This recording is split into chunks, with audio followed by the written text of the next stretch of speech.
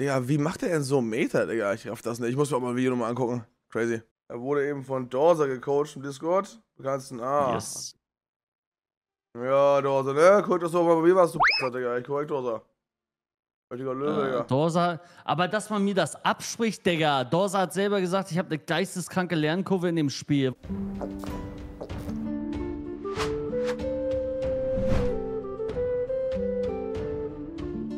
Moin Moin, hallo und herzlich willkommen zu einem neuen Video hier auf meinem Kanal. Und heute gibt es hier eine Runde Shakes and Fidget. Heute gibt es ein wenig ein Spezialvideo, denn es ist gestern tatsächlich ein sehr cooles Ereignis passiert. Und zwar war ich zufällig bei Mickey im Stream gewesen. Der hatte ja auf EU10 mit Shakes and Fidget angefangen und war quasi brandneu in dem Spiel. Und hatte gestern so um circa 13 Uhr Shakes and Fidget gestreamt, ja. Die hatten da irgendwie eine Win-Challenge mit Eli, mit Solution und mit Sane irgendwie zusammen gehabt und die waren noch nicht da und in der Zeit hatte Mickey halt Shakes and Fidget gespielt und ich war da halt zufällig im Chat gewesen und er hatte halt immer so ein bisschen nach ein paar Fragen so den Chat gefragt, irgendwie nach so ein paar Tipps, ne, ob das jetzt richtig ist und das und da habe ich dann halt einfach mal mitgechattet so, ne. Ich lasse mich ja sonst relativ selten sehen, sag ich mal, in den Chats, ne, aber das konnte ich mir einfach nicht nehmen lassen und habe dann da auch mit so meine Tipps und Tricks, sag ich mal, mit reingeschrieben, was richtig ist und was nicht, irgendwie nach meines Erachtens so, ne. Und ja, wie es der Zufall so wollte, auf jeden Fall haben mich dann auch wieder ein paar Leute im Chat von Mickey halt erkannt. Und da muss ich nochmal sagen, vielen lieben Dank an euch. Ja, ihr habt mich dann so ein bisschen an Mickey vermittelt, denn wir waren dann nachher an einem bestimmten Punkt, wo er dann halt die Pets freigeschaltet hat. Und die Pets über den Twitch-Chat zu erklären, ist halt ist halt relativ kompliziert, das kriegt man nicht so wirklich hin, so, ne? Und dann haben auch ein paar Leute geschrieben, Discord, so, ne? Und ja, ich habe mir dann schon so gedacht, WTF, also das ist 13 Uhr, ich habe die Nacht durchgemacht, ne? Und ich müsste eigentlich schon längst schlafen gehen, ne? Bin total übermüdet, so, ne? Und jetzt hänge ich hier im Mickey-Stream mit 7000 Zuschauern und gehe gleich mit ihm in Discord rein, ne? War natürlich für mich auch eine komplett neue Situation, habe ich aber sehr gefeiert auf jeden Fall. Und deswegen kommt da so ein bisschen jetzt der Stream-Ausschnitt zustande, wo wir jetzt gerade hauptsächlich über die Pets reden, ich Ihnen das so ein bisschen näher bringe und ja, das möchte ich euch auf jeden Fall nicht vorenthalten. Das war definitiv eine Erfahrung gewesen, hat aber auf jeden Fall sehr viel Spaß gemacht und es freut mich sehr, dass Mickey da so extrem Gefallen an dem Game gefunden hat und ja, ich würde sagen, ich wünsche euch viel Spaß mit dem kleinen Stream-Ausschnitt aus dem Stream von gestern bei Mickey im Stream und ja, das vor 7000 Zuschauern. Ganz wilde Zeit auf jeden Fall, ganz wilde Zeit. Aber viele Grüße an Mickey und seine Community, falls ihr das sehen solltet. Ja, und viel Spaß mit dem kleinen Stream-Ausschnitt. Discord? Ja, Dorsa, willst du ins Discord kommen? Hallo? Dann gib auch so seinen Discord ein, zieh dich. Warum haben die denn alle kein Holz, Mann, da? Hey, yo, Hallöchen. Oh, hallo. Moin, moin, was geht? Mir geht's sehr gut, wie geht's dir? Ja, danke der Nachfrage. Sehr gut, danke. Du spielst schon sehr lange Shakes and Fidget? Ja, circa 10 Jahre jetzt ungefähr, ja. Oh, krass. Ja, das Game ist jetzt, glaube ich, das wird jetzt, glaube ich, dieses Jahr 15 Jahre alt. Aber es gibt da so ein paar Crackheads in der Community, die sind da schon seit Anfang an dabei und ja, mittlerweile gehöre ich da auch dazu. Sehr stark. Ja. Ey, freut mich richtig zu sehen, dass du da so in der Sucht bist. Ich hatte in der Nacht schon ein bisschen zugeschaut gehabt, Digga. Immer im Waffenladen geblättert nach der perfekten Spanne und so, auch zwischen den Challenges. Ich hab also für solche Games, ich versink da sehr, sehr schnell in der Tiefe des Games. Ist ja auch wirklich unfassbar großes Game. Es macht auch sehr, sehr Bock. Und du kannst es auch nebenbei auch einfach zocken. Und ich freue mich wirklich gerade jeden Tag um 0 Uhr, bis du dann auch weitermachen kannst. Ja. Und du entdeckst ja auch immer wieder neue Sachen. So. Ja, also die Lernkurve in dem Spiel ist so mit einer der heftigsten, die ich so jemals gesehen habe. Ich habe auch so gesehen bei Solution Danny, der hatte das ja auch, der hat ja auch irgendwie mal ein Placement gehabt früher und der ist ja auch eine Zeit lang wirklich versunken in dem Game. Ja. Also Und es macht schon Spaß, ist schon sehr abwechslungsreich. Du hast da halt so viele Facetten drin. Du hast ja jetzt, was weiß ich, so ein Clash of Clans Aspekt mit der Festung. Du hast so ein Pokémon-Ding jetzt mit den Pets freigeschaltet. ja. Also ist schon sehr vielseitig auf jeden Fall. Und ich finde es auch irgendwie immer so eine kleine Challenge, das so hinzubekommen, dass du dann gerade so eben auf die neue Stufe kommst für den Dungeon Ja, und dann hast du halt irgendwie so einen Schneeballeffekt. Weil du genau. schaltest ab 80, schaltest du den Dungeon frei, dann schaffst du da ein paar, ganz, ganz schnell. Das macht dich dann wieder stärker, dann kannst du die restlichen besiegen. Das boostet dich dann immer so hoch. Das ist richtig geil, muss ich sagen. Das ist richtig geil. Ja, das ist wie so ein Zahnrad, was ineinander greift. So durch die Dungeons wirst du halt stärker, dadurch Ja. kannst du dir besseres Equipment wiederholen im Waffenladen und so, Zauberladen, wodurch du dann nochmal stärker wirst und noch mehr Level aufsteigst. Gerade im Early Game geht das richtig schnell. Also wenn du da in die Ehrenhalle guckst, mal so, die Top-Leute haben da jetzt nach 2 Tagen Stufe 250 oder so erreicht. Also das ist schon crazy. Schon sehr krass, ja. Ja. Und man kann schon viel rausholen, man kann aber auch viel falsch machen. Ja, das glaube ich. Ich habe, glaube ich, schon den ersten Fehler gemacht mit der Edelsteinmine. Ja, da habe ich aber einen guten Tipp für dich tatsächlich. Ja. Guck mal, du bist ja jetzt auf dem Startbildschirm da, ne? Geh mal unten auf Verwalten. Ja. Geh mal da drauf, drück mal da drauf. Ja. So, dann hast du da oben rechts die Mülltonne. Da einmal bitte draufklicken. Was? Ja, es ist schon richtig. Du trotzdem. Weil was du gemacht hast, da kannst du deinen Char nämlich danach gleich nämlich löschen. Also das ist somit das absolute No-Go Number One. Weil ja, das kann man aber als Anfänger überhaupt nicht wissen, so. Weil du hast halt erstmal so richtig krasse Ressourcenkosten durch die Edelsteine so, ne? Und ja, es kostet halt auch einfach, keine Ahnung, 5 Euro pro Edelstein-Minen-Skip so. Und auf der Anfangsstufe bezahlst du irgendwie 3 Pilze oder so und hast da irgendwie 1 oder 2 Holz, was du pro Stein bezahlst. So. Und die Edelsteine, die carryen dich zum Anfang halt wirklich krass. Weil das reguliert sich, falls du das noch nicht wusstest, durch deine eigene Stufe, aber zum Großteil durch deine Gilde und deren Ritterhalle halt, ne? Und die Minenstufe zählt zwar auch dazu, das ist richtig, also es macht die Edelsteine auch stärker, aber das ist wirklich nur ein marginaler Anteil. Gentleman. Okay.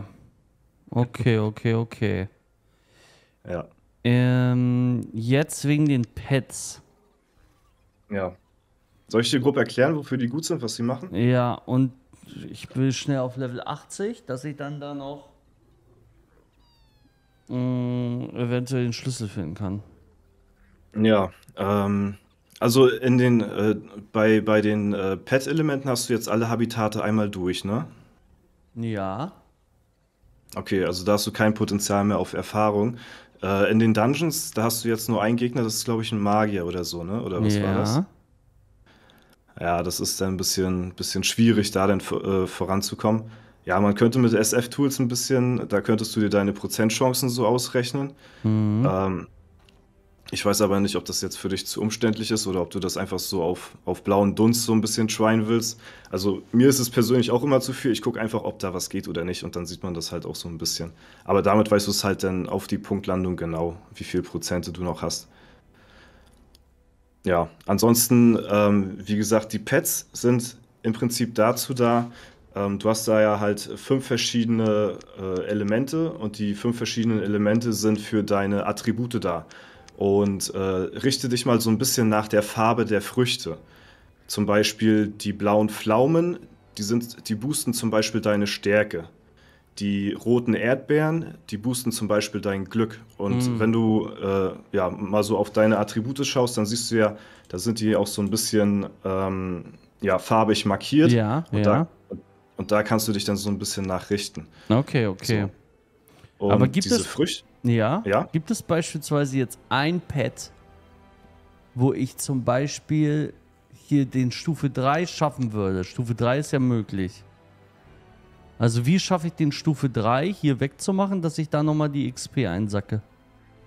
Ja, das schaffst du, indem du deine Pets halt mit den Früchten füttern kannst und da wird es jetzt halt tricky, weil du nur ein bestimmtes Pet jeweils pro Habitat fütterst und da gibt es halt verschiedene Wege, wie du das meistern kannst. Also du schaltest halt jetzt über Laufe deines Spiels, schaltest du jetzt verschiedene Pets frei und ja, das steigt dann halt eben, na, jedes Mal schaltest du ein neues Pet frei, wenn du das auch besiegt hast. Zum Beispiel mit Okodil bei Wasser, da hast du jetzt, das hatte der Chat auch, glaube ich, vorhin richtig gesagt, da hattest du Glück gehabt mit dem Starter-Pet.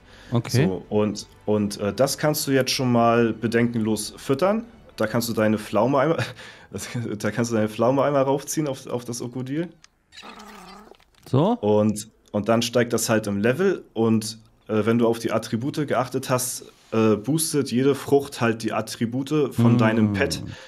Und mit diesem Pet, was du halt stärker machst, kämpfst du wieder gegen das nächste Habitat und schaltest so dann das nächste Pet frei.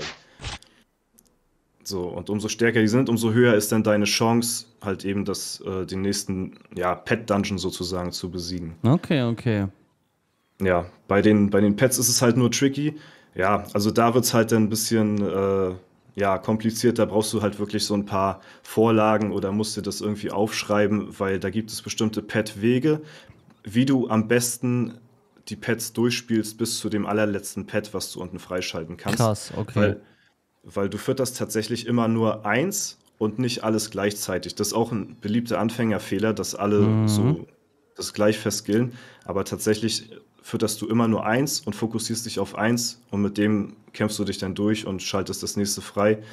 Bei Wasser, das boostet zum Beispiel deine Stärke, also es ist sehr lucky, dass du das jetzt bekommen hast, weil du bist ja ein Berserker und Berserker ist ja Stärke dein Hauptattribut. Ja, richtig. Genau. Und da kannst du jetzt zum Beispiel zwischen mehreren Wegen entscheiden. So. Da gibt es zum Beispiel einen sehr intensiven Weg, wo du halt sehr viele Pilze bezahlen musst. Diese Pets schaltest du halt dann später erst noch frei. Das ist zum Beispiel Unterbiss, das ist in der 3. Reihe das 4. Pet, das heißt so. Das ist zum Beispiel ein Weg, der ist sehr pilzintensiv. Da hast du zum Beispiel eine Chance von 0,0, weiß ich nicht, 4%, dass du das besiegst oder so, oder 0,03. Das nächsthöhere. Also das ist sehr, sehr risky, den Weg zu gehen. Ja, okay.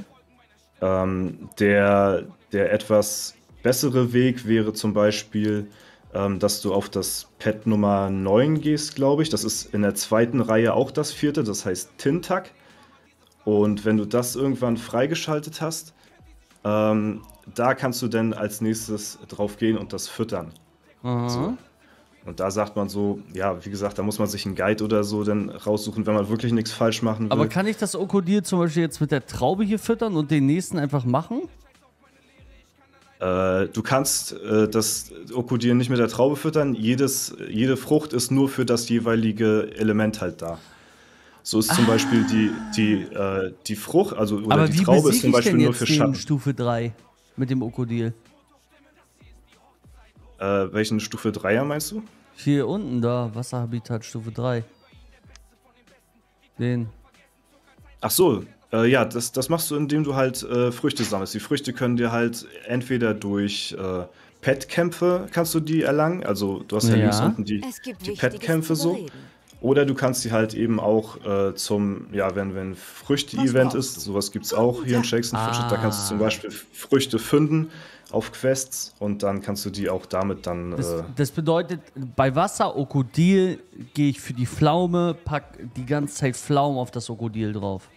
Ja, aber auch nur bis zu einem bestimmten Zeitpunkt, bis du halt Tintak damit besiegt hast.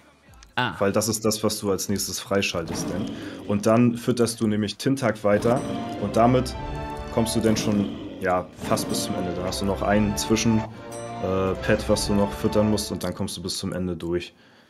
So dass du dich quasi nur insgesamt bei Wasser zum Beispiel auf 3 Pets konzentrierst, die du hochfütterst und den Rest lässt du einfach außen vor.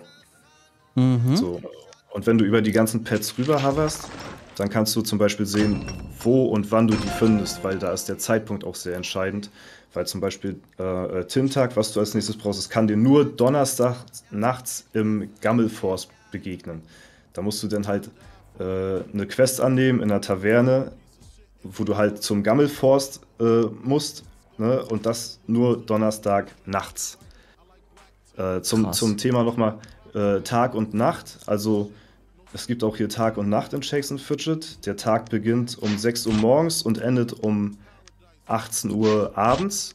Und ab da beginnt quasi die Nacht. Das heißt, du kannst das erst ab 18 Uhr dann halt eben finden, das Pad. Krass. Okay, Ja. mache ich denn hier jetzt noch, weil ich habe ja alles schon durch jetzt hier, Stufe 3. Hier habe ich nur den Magierkampf. Dann bin ich jetzt gerade ein bisschen stuck. Ja, du kannst halt noch bei den Pet-Kämpfen kannst du noch die PvP-Kämpfe machen. Da kämpfst du halt dann mit deinen Pets, die du gelevelt hast, gegen andere Pets. Und da kannst du dann halt auch drüber jeweils im Best Case halt bis zu 5 Früchte dann halt gewinnen. Oh. Und genau. Und wo mache ich das? Das ist auf diesen Schwertern links unten bei den Pets. Da kannst du halt raufgehen und da kannst du halt dann halt kämpfen. Ah, hier. Und wenn du gewinnst, dann bekommst du halt eine Frucht und wenn du verlierst, dann Ja. nicht. Geil. Habe ich eine Frucht bekommen. Noch eine Frucht bekommen. Na, guck mal, der ist jetzt schon Stufe 6.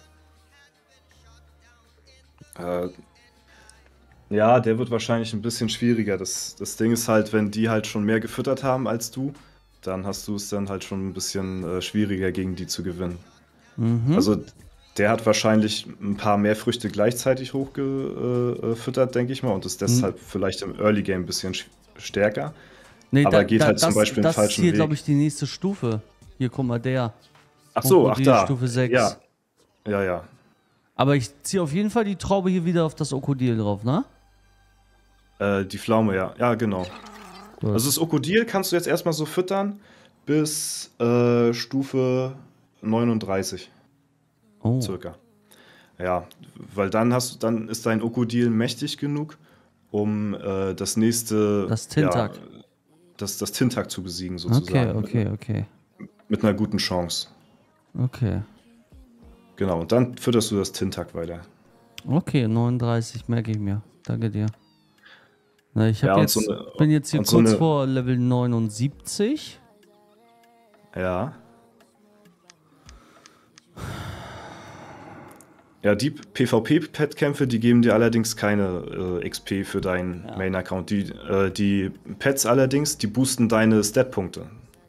Also das ist auch nochmal ganz wichtig zu wissen vielleicht. Weil, wie gesagt, jedes Element hat halt ein Attribut. Und wenn du auf deine Attribute gehst, dann siehst du da zum Beispiel, dass deine Stärke schon ein bisschen geboostet ist durch das Pet zum Beispiel. Ah, Da Pets siehst du- 21, ja. Genau. Ja, guck mal, ich Ja, habe hier und- noch 2 dicke große Edelsteine. Und die Pets, die synergieren nachher auch dann richtig krass mit deinen Stats von deinem Account. Und die kommen nachher dann richtig zum Tragen, so wie Umzugshelfer. So.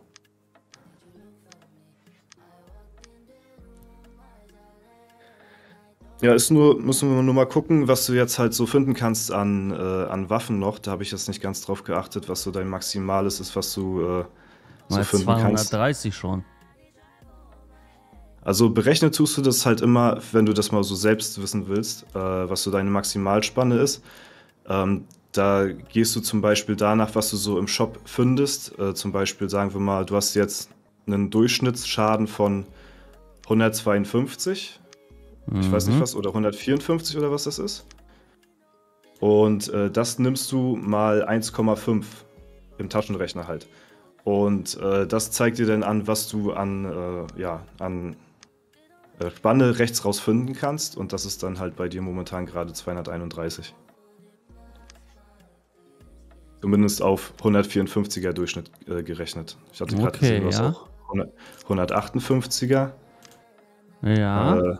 Wenn wir das mal 1,5 rechnen, ist das. Ja, nee, doch, 237. Was hatte ich gerade gesagt?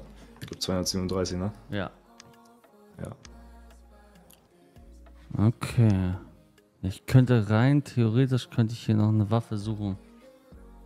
Ich glaube, was für dich mehr Sinn macht, ist halt ein paar Ausdauersteine für Stärkesteine zu tauschen, weil der Berserker ist halt wirklich, seine Fähigkeit ist halt alles so. Und wenn du da Aber halt viel Damage suche ich machst, dafür jetzt zum Beispiel ein neues Epic? Zum ja, das Ding ist, Beispiel neue das, Handschuhe oder neue Brust, neuen Ring und pack da dann den Stein rein oder nehme ich das alte Item? in deinem Falle jetzt würde ich wahrscheinlich noch das alte Item nehmen, weil du halt Epics hast. Und Epics zu finden außerhalb vom Epic-Event, da ist die Chance wirklich richtig low. Also ganz, ganz selten. Ich glaube, du hast noch kein einziges Mal irgendwie eine Epic-Waffe hier gesehen oder so, seitdem du Nee, jetzt blätterst. nee. Und darauf würde ich mich jetzt nicht verlassen. Also du kriegst ja auch so Epics von den Dungeon-Gegnern, damit kannst du ein bisschen arbeiten, ansonsten musst du Ja. warten bis zum nächsten Epic-Event so. Okay. Weil ich habe hier jetzt zum Beispiel, ja, guck mal, ich habe hier zum Beispiel einen 119er Ausdauerstein. Den könnte ich zum Beispiel wechseln gegen einen 148er Stärkestein. Ja, zum Beispiel. Das Ding ist halt Sollte aber ich das nur, machen? ich würde es machen. Das Problem ist halt, du kannst bei den Magiern, den du jetzt gerade vor dir hast im Dungeon, kannst du halt deine Fähigkeit nicht nutzen. Ne? Also die Magier, die kontern halt alle Fähigkeiten von allen Klassen. Das heißt, du kannst Okay. gegen die nicht mehrfach angreifen, so wie gegen andere. Ja, das ist das Okay. Ding bei den Magiern. Sollte ich ein bisschen Geld nehmen und meine Int hochschrauben? Von den Stats her. Weil ich habe 40.000 Gold. Ja, ist im Prinzip kein schlechter Gedanke, weil du ja dadurch ein bisschen Defense aufbaust gegen Magier. Ich würde trotzdem das aber halt mehr so in Stärke investieren, weil da, ja, Also das ist halt so. trotzdem Stärke, ne? Das kostet 600. Und Ach so, ich sehe gerade, du hast ja auch gar nicht viel Basispunkte in Ausdauer. Also Ja. Ausdauer kannst du auch meinetwegen so hoch machen, dass das jetzt noch erstmal auf, weiß ich nicht, vielleicht auch so, bis das so 500 Gold kostet vielleicht. Okay. Da würde ich jetzt so ein bisschen drauf achten. Aber ansonsten, wie gesagt, die Stärkesteine, die boosten dich halt deutlich mehr. Und wenn du da ein paar Ausdauersteine rausklopfst, dann könnte das halt was werden mit dem Dungeon. Okay. Ja, let's try it, Chat. Guck mal, 119. Mal Was ist wieder- denn dein schwächster Ausdauerstein, den du gerade hast? Das ist der 119er. Und hier habe ich einen 95er Stärkestein, aber Ja, den würde ich auch bald austauschen, aber erstmal würde ich, glaube ich, den Ausdauerstein dafür rausskippen, weil du halt wirklich hauptsächlich Damage brauchst, ja. ja. Guck mal, jetzt habe ich hier 36.000 Schaden schon. Das gab auf jeden Fall schon mal einen Boost. Ja, ist halt super ärgerlich, dass du deine Mine geskippt hast. Also wirklich, ansonsten hättest du damit gar keine Probleme. Dann könntest du so variieren, wie du willst mit den Edelsteinen. Ich muss schon ein bisschen aufpassen. Ja, beim nächsten Mal vielleicht. Ja, das Schau dich ruhig um. Das erste Mal hatte ich das Spiel, weil soll ich es riechen? Nee, also alle Leute, die so neu in dem Game sind, die machen die Fehler halt auch. Genauso wie Verteidigung in der Festung hochbauen, das macht man normalerweise auch nicht. Ja. Wurde dir bestimmt auch schon gesagt, ne? Ja. Ja. Aber was soll ich machen? Ja, da muss man durch als Anfänger. Ja, muss man durch. Okay. Ich habe wieder ein bisschen geboostet hier. Vielleicht ein bisschen. Oh, machen wir 59, sieht schöner aus. Und 13. Und mal reingucken.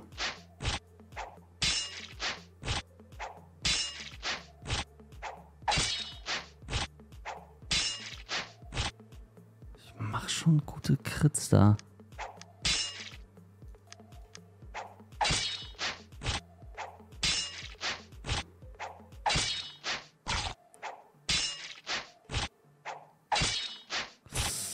Guck mal, 132.000, wenn ich da glaube ich dreimal Ja, kritte. der ist drinne, der ist auf jeden Fall machbar.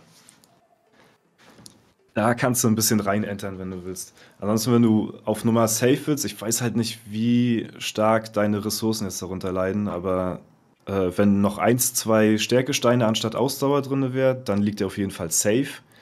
So könnte der jetzt, ist der, glaube ich, auch machbar, kostet aber halt ein paar mehr Pilze. Ah. Ah, der Char ist vermockt. Bitte? Das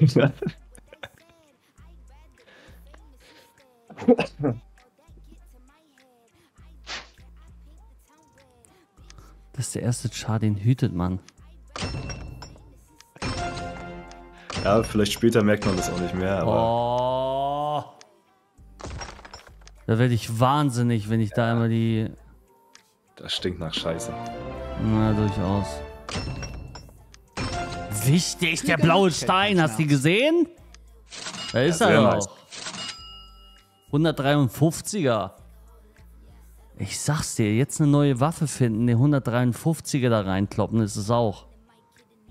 Oder den 95er austauschen mit 149er. Ja, also ich würde halt nicht zu krass min-maxen, sag ich mal, weil das Ding ist halt, du bist halt kurz vorm nächsten Dungeon. Wenn du jetzt den noch besiegst und vielleicht noch so auf Biegen und Brechen auf 80 kommst, dann hast du den nächsten Dungeon und da Und liegen auch wieder die nächsten Etagen und dann ist deine Waffe wieder outdated. Dann kannst du wieder suchen. So. Ja, ich muss den hier irgendwie schaffen. Ja, mach vielleicht noch einen Stärkestein irgendwo rein auf süß, so anstatt Ausdauer. Die sind so selten. Ja, aber du bist auch nicht mehr weit entfernt von Stufe 90 und dann kannst du den Schmied freischalten und dann kannst du die Edelsteine aus deinem Equipment auch wieder gewinnen. Dann, das heißt, du brauchst ihn nicht mit verkaufen. Ja, das brauche ich. Ja, das brauchst du. brauche ich. Den Schmied brauchst du. Ich brauche den Schmied. Ist nicht mehr weit. Okay, ich glaube, ich mache hier... Soll ich einen Stärkestein statt einen Ausdauer oder den 95er austauschen? Ja, ich würde einen Ausdauerstein austauschen. Also der ist zwar schwach, so der Stärkestein, aber dann hast du halt nur ein paar Stat-Punkte gut gemacht, so in Damage. Du brauchst halt Damage jetzt. Okay.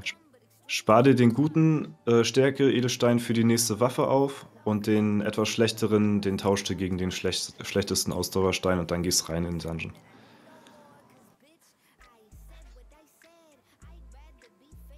Ich glaube, im Ring oder im Gürtel sind, glaube ich, die beiden schlechtesten, ne? Ja. Wo mache ich denn den einen Ring hier? So, zack.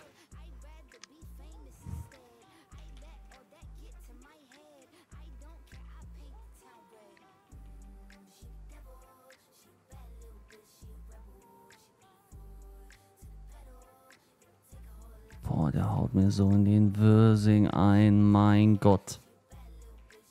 Ah, die Magier sind immer Hardblocker.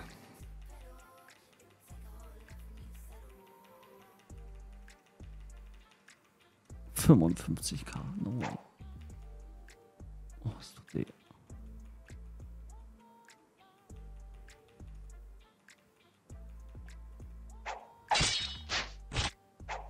Ah, der wäre es jetzt halt so, ne? Also, weiß nicht, der wird dich zwar wahrscheinlich noch nicht auf Stufe 80 befördern, aber ich weiß nicht, wie viel Alu hast du noch übrig oder ist das deine letzte? Bisschen. Aber kannst du noch ein Bier trinken oder? Bier kann ich glaube ich nicht mehr trinken, aber irgendwie hat der Chat was gesagt wegen Weekly. Ach so, ja, guck mal, ich glaube, du hast da die FKK-Challenge. Ich glaube, du kannst dich nackig machen. Was? Kannst dich ausziehen jetzt.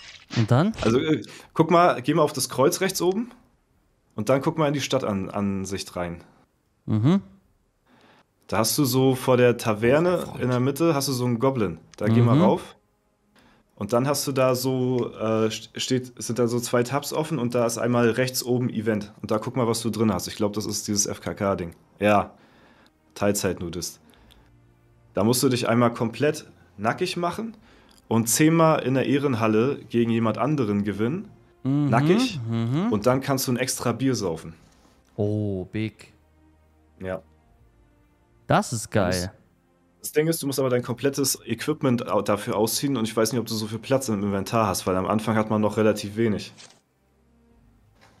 4, 5, 6, 7, 8, 9. 1, 2, 3, 4. Du könntest deine Schatzkammer pushen, dann dann hast du mehr Platz im Inventar. Ich weiß nicht, auf welchen Stufe. Ja, gut, aber Ressourcen auch wieder das Problem jetzt. Boah. Achso, und du hast, glaube ich, Magier und so Soldaten oder hier so Bogenschützen ausgebildet, ne? Ja. Sehe ich gerade da oben rechts. Ja. Das bitte nicht machen mehr. Ah, okay. Das Ding ist halt, du bist halt auf den Teilschutz angewiesen. Und der Teilschutz, den siehst du, das ist das Schild, was unten links neben Angreifen steht. Und wenn der bei dir aktiv ist, dann können die quasi, also du wirst ja die ganze Zeit angegriffen, auch vielleicht von deinen Zuschauern jetzt gerade so. Und die können dir die Ressourcen halt abfarmen. Und wenn du den Teilschutz aktiv hast, dann können die dir nur die Ressourcen klauen, die gerade in deinen Produktionsgebäuden sind. Wenn du den Teilschutz aber nicht aktiv hast, dann können sie dir auch an die Ressourcen gehen, die du oben links in der Ecke gelagert hast, also in deinem Lager drinne. Und das ist deutlich schlechter. Aber dazu muss dein Teilschutz halt eben erst ablaufen. Der ist halt noch aktiv, das ist dein Schild da unten links, neben Angreifen. Aber wenn der abläuft, dann geht's halt ans Eingemachte. Deswegen baut man normalerweise die Verteidigung nicht aus und auch nicht die Verteidigungsbogenschützen und Magier. Oh, shit. Wir müssen hier ganz schnell Meter machen. Und in Shakes and Fidget gibt es auch nicht nur Söhne. Ganz sicher. Guten Tag.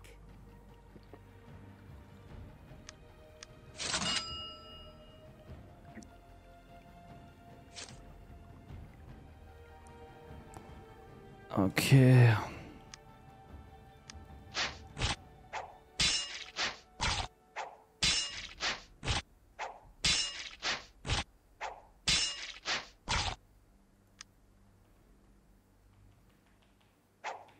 Digga, der regt mich so auf, ne? Auch gut, dass er das nochmal vor 7K Leuten sagt, ja.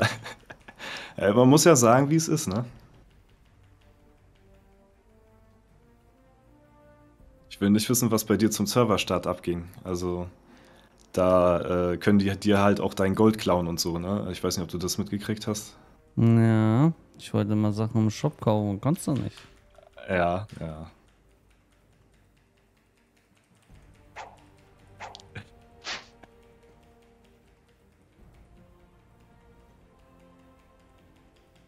Der Magier regt mich so übertrieben auf, ne?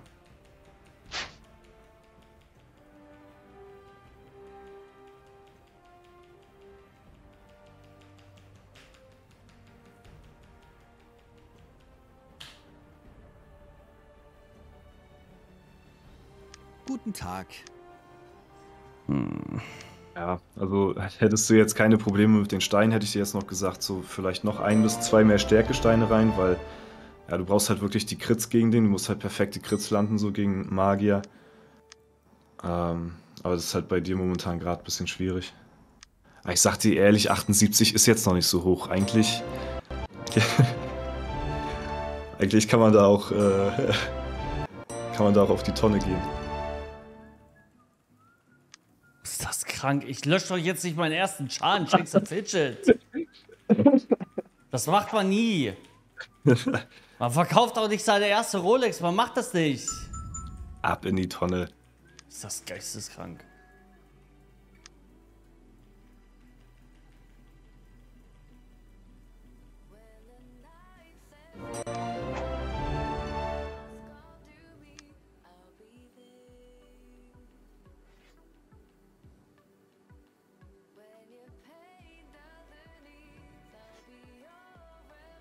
Neustadt wäre doch kompletter Krater. Das kannst du nicht ernst meinen. Ja, ich glaube, jeden Monat startet, glaube ich, ein neuer Server. Vielleicht ist Europa 11 was für dich. Ist es wirklich so schlimm? Oder Also, macht das ist schon. Spaß? Naja, also es ist schon mit so der härteste Fehler, weil du merkst ja selbst, wie sehr du dich da ja, mit den Edelsteinen so abquälst. Ich sag dir, ich glaube so, wie viel kostet ein Steinskip an Ressourcen auf Stufe 1, Chat? Ich glaube irgendwie ein Holz und 2 Steine oder so. Ganz, ganz wenig. Und da hast du halt null Probleme mit den Ressourcen.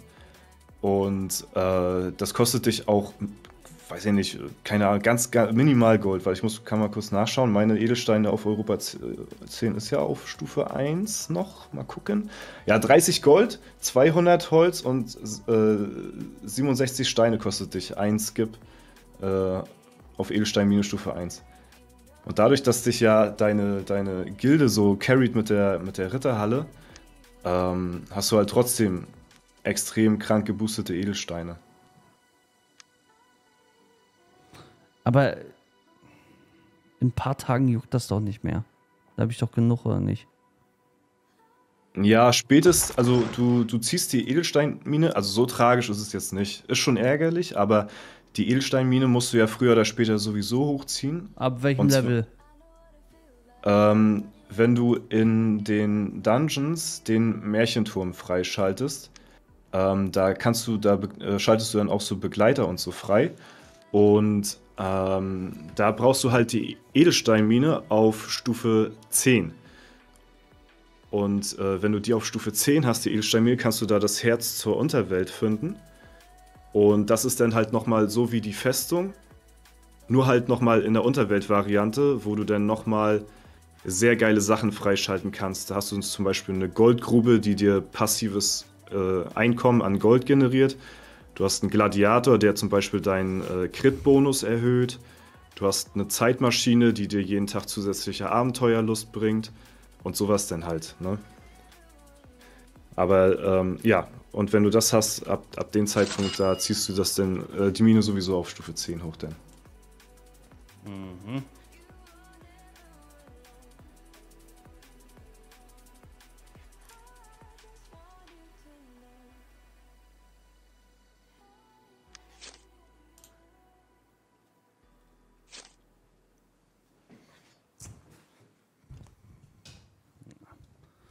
Nein, das ist ja nicht mehr der Weg so weiterhin. Ich.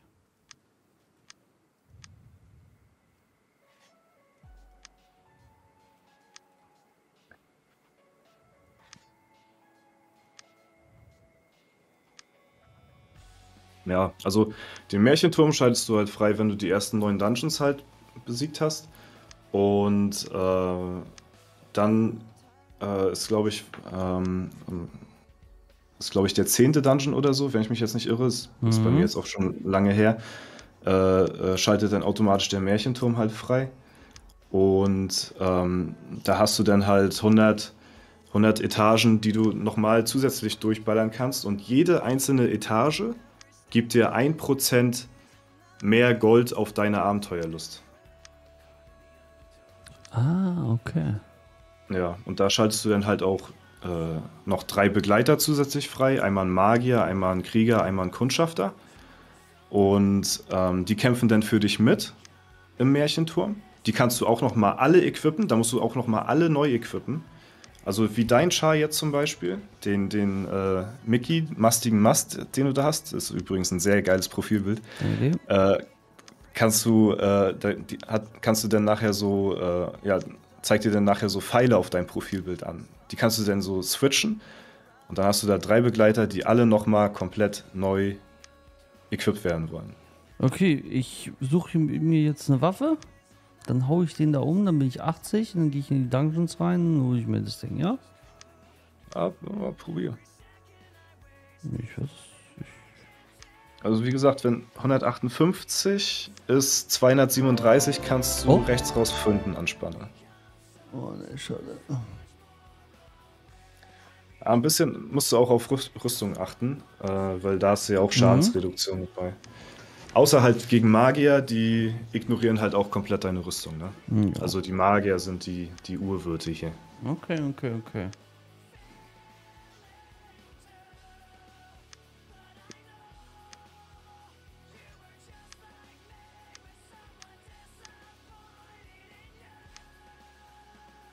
Okay, 14 Uhr. Ich glaube, die Jungs kommen gleich. Dossa, ich danke dir auf jeden Fall für den Quick Guide. Ich suche mal hier meine Waffe. Ja, ey, sehr, sehr Wenn gerne. was ist, du siehst bestimmt, wenn ich Shakes und Fidget drin bin. Genau, ja. Also ich werde jetzt erstmal schlafen gehen. Ich bin jemand, der einen Nachtschichtrhythmus hat. Also Ja, bei mir ist das jetzt kenn ich. Schlafenszeit. Dann gute Nacht, ja? Alles klar, ey, ich wünsche euch noch viel Spaß und viel Erfolg bei eurer Challenge, ne? Danke. Jo, hau rein. Tschüss. Tschüss, Chat. Ciao. Chat, paar Herzen in den Chat für den Mann. Hat uns geholfen.